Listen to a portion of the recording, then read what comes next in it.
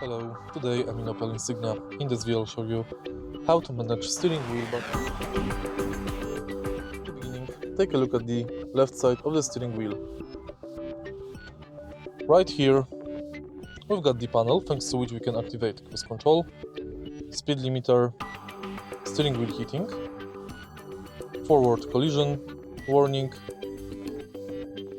and we can pause or cancel cruise control. Thanks to this button, we can activate voice assistant and end calls. On the right side, we've got the panel thanks to which we can navigate through instrument cluster display.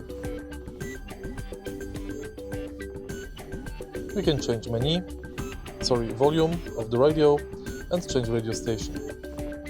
Of course, if you press right here, you will use horn. If you find this video helpful, please like, comment and subscribe.